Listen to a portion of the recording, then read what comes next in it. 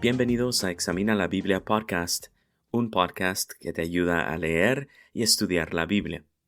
El texto de este episodio se encuentra en Filipenses capítulo 2 y versículos 9 al 11. Voy a leer de la versión Nueva Biblia de las Américas y dice así Filipenses capítulo 2, versículos 9 al 11.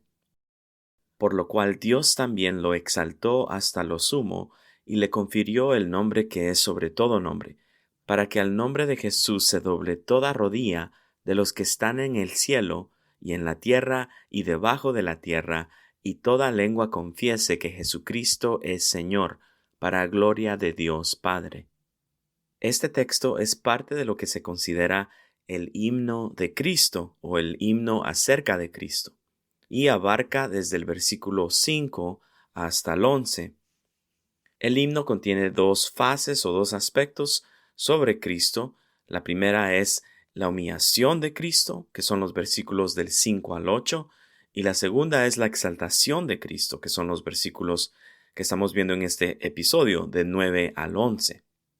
Y en el episodio anterior fue cuando vimos la primera parte, que fue la humillación de Cristo. Y estas dos partes están ligadas, y vamos a seguir explorando este aspecto. El versículo 9 empieza diciendo, por lo cual Dios también lo exaltó hasta lo sumo. Aquí empezamos a ver la exaltación de Cristo y vemos un principio que es antes de la gloria, antes de la exaltación, tiene que haber un proceso de humildad. Es una ley espiritual y lo vemos a través de toda la Biblia. Hace 2 episodios atrás, cuando empecé a examinar el capítulo 2 de Filipenses, mencioné el contraste entre la vida del rey David y del rey Saúl. Y era un contraste de humildad con el rey David y de orgullo con el rey Saúl. Entonces, si volvemos a esta historia, está en 1 y 2 de Samuel, miramos que el pueblo escogió al rey Saúl. Y pues queda claro que Saúl le entró orgullo. Imagino que él hubo de haber pensado, bueno, sí, definitivamente, obvio soy rey, ¿verdad? Mientras tanto, David estaba en el anonimato y fue Dios quien escogió a David. Dios, a pesar de que el pueblo escoge a Saúl, apoya a Saúl en su reinado y le empieza a dar la victoria en contra de los enemigos de Israel, pero en una batalla en particular Dios había pedido que se destruyera todo, y Dios tenía una causa justa para hacerlo, pero Saúl no obedeció a la palabra de Dios.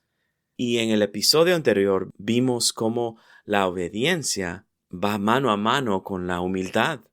Entonces no había humildad en la vida de Saúl. Por otro lado, vemos la vida de David, que aunque él fue ungido como rey de parte de Dios, él estuvo en un proceso de humillación hasta que un día llegó a ser el rey de Israel. Y así en toda la Biblia vemos vez tras vez este principio de que antes de la exaltación está la humillación. Quiero compartirles varios proverbios que hablan precisamente acerca de esto. Proverbios capítulo 15, versículo 33 dice, el temor del Señor es instrucción de sabiduría, y antes de la gloria está la humildad. Antes de la gloria está la humildad. Proverbios capítulo 18, versículo 12 dice, antes de la destrucción el corazón del hombre es altivo, pero la gloria precede la humildad.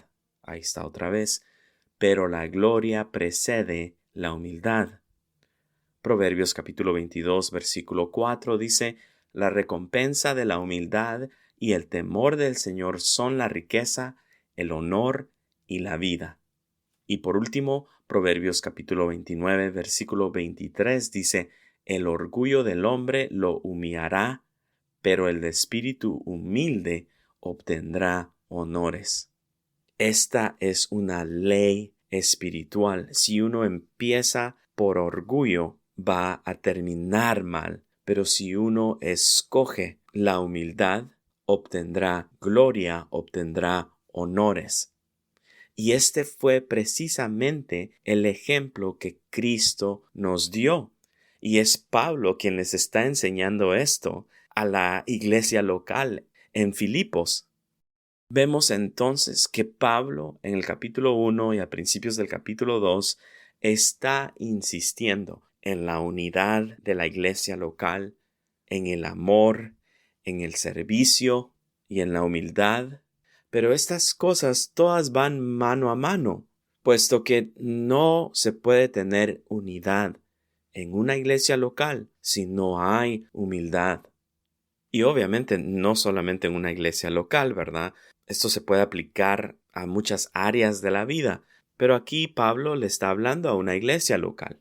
Y quiero seguir hablando un poco sobre la humildad, porque si no entendemos lo de humildad, no podemos entender la otra parte que es la exaltación.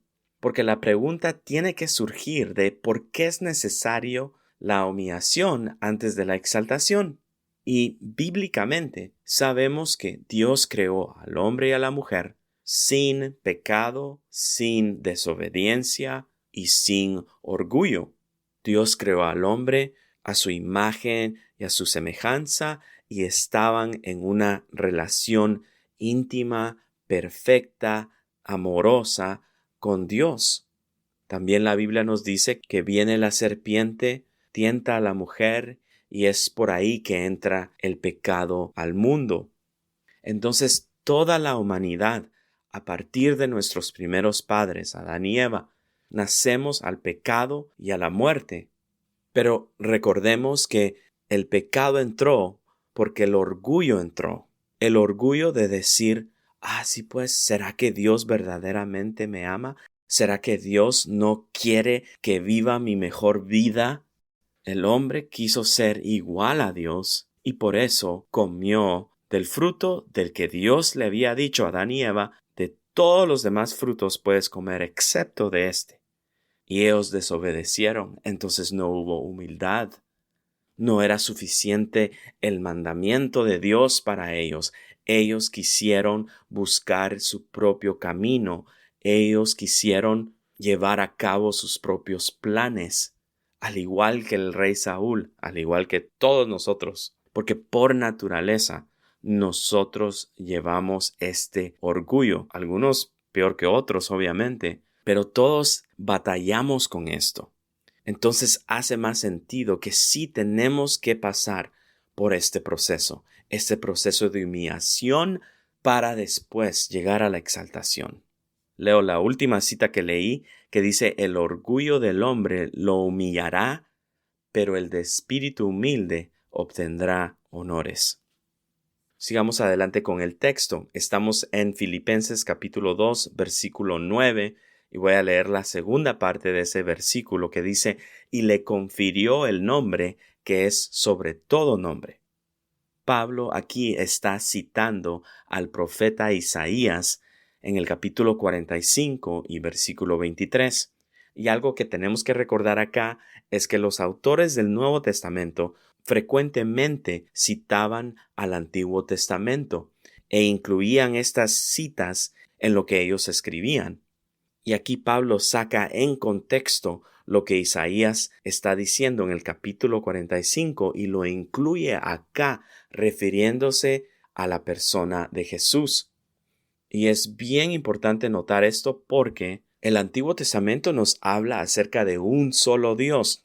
Y este Dios era el Señor o Jehová, dependiendo la versión de español. Unas versiones dicen Jehová, otras versiones dicen Señor.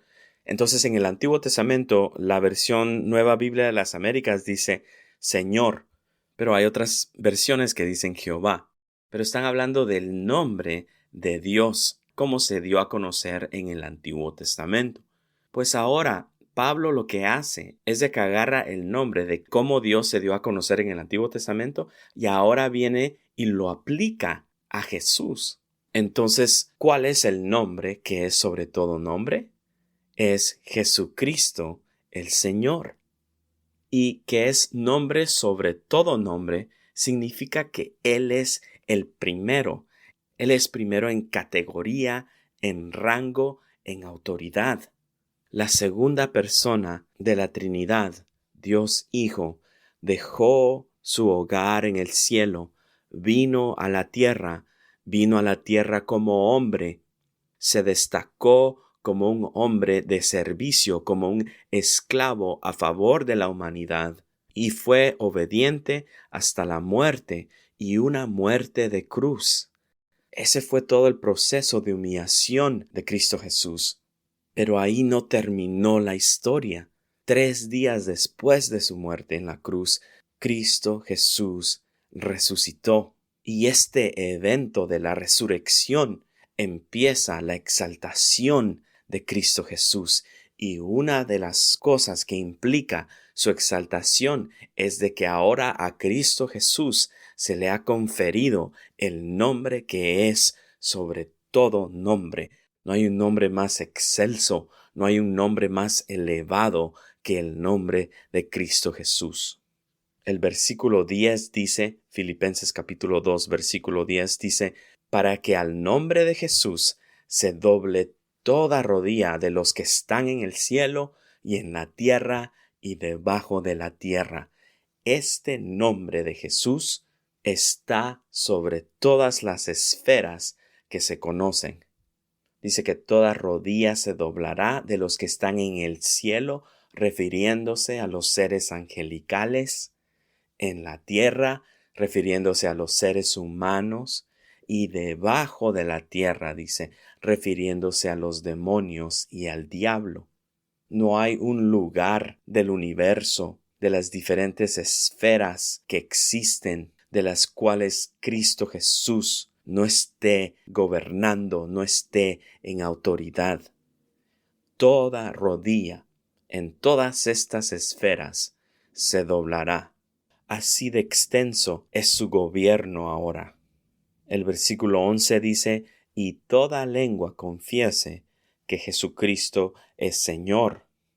Un día todos los que tengan un lenguaje, y vemos que los seres angelicales tienen un lenguaje, y vemos que también hasta los demonios hablan, entonces toda lengua un día va a confesar que Jesucristo es Señor. Se dice que hay 3 opciones acerca de Jesucristo. O fue un lunático diciendo que él era Dios, pero como estaba loco, pensaba que era Dios, pero obviamente no era Dios. Esa es la primera opción. O si no, Jesús fue un mentiroso, que él decía que él era Dios porque quería engañar a la gente, pero que realmente no tenía ningún poder, ninguna autoridad. Esa es la segunda opción. O la tercera opción es de que si Él verdaderamente es el Señor, que si Él verdaderamente es Dios hecho carne. Tenemos estas 3 opciones acerca de la persona de Jesucristo. ¿Cuál vamos a creer? ¿En cuál vamos a confiar? Termina el versículo 11 diciendo para gloria de Dios Padre. Vemos que aunque a Jesucristo se le es conferido el nombre sobre todo nombre, Él defiere la gloria a Dios Padre. Esto es porque el Dios Trinitario es una comunidad de amor perfecta y de este Dios Trinitario es la gloria.